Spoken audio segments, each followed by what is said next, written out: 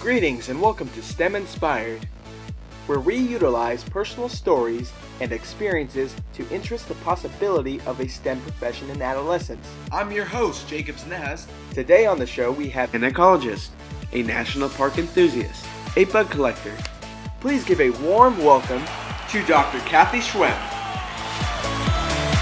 Can you please state your name and what you do for a living? My name is Cathy Schwemm.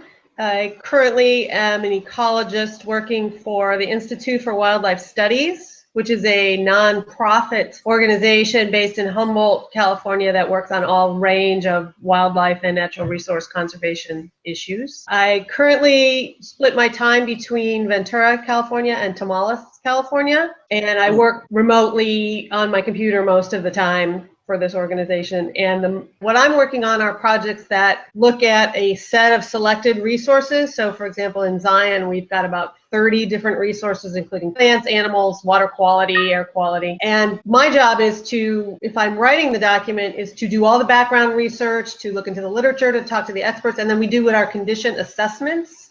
So we're looking at these resources to determine sort of what condition they're in. Are they doing well? Are they not doing well? Why aren't they doing well? And what do we need to improve our ability to protect them? It's a very, very science-based. And then I provide all that back to the park, all the information, and then they use it for planning and resource management and restoration and things like that.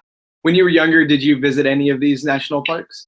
My dad was a very busy lawyer and executive in Chicago, so he didn't have, in those days, a lot of time for vacations. But when we did, we would take 2 weeks and we would get in the car and we would do a road trip to the national park. We went to the Grand Canyon and Yosemite and the Tetons and California. And would I have been doing this without that? Probably not. So going to the parks when you're young, I think turns a lot of people into parkies. Was there any specific memories that stood out to you? There was one time specifically that when I can tell you about, but I was a junior in high school, but there was just something about being there and looking at the mountains or the Grand Canyon or Yosemite or Yellowstone or even those little ones. And there was just something about it that people who appreciate nature and gain something from being in nature, you just get it. You just know that this is important. This is really important.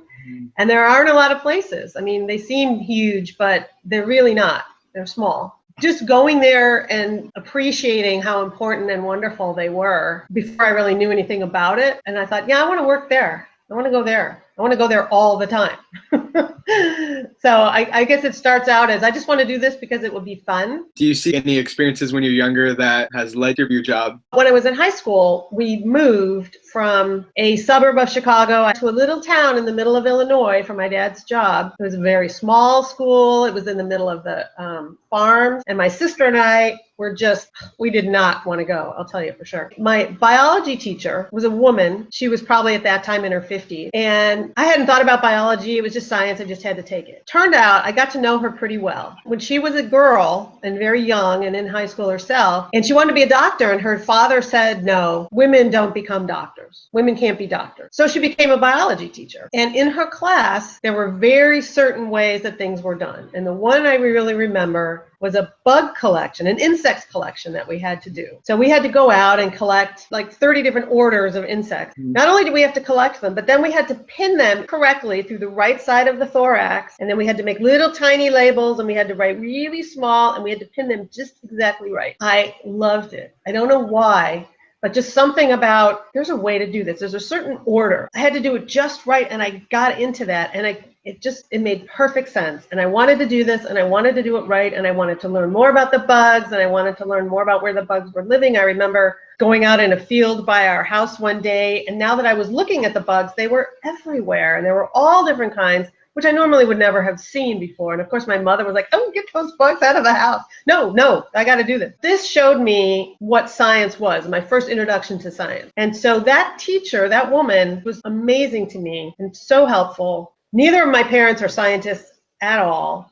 They didn't know anything about it. So I was sort of on my own path at that point. So having those teachers made a lot of difference. And they loved it. They loved helping. They want to help. Adults want to help kids, no question. So talk to people, get help, get mentors, get advice. Don't feel like, you're taking up their time. That's what they're there for. The benefits, you have to do it. Just do it. Just go.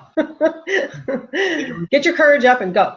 Thank you for taking the time to share your story with us. It was really inspiring. Well, you're welcome, and good luck with everything. Thank you. Thank you for listening. We hope you enjoyed our program.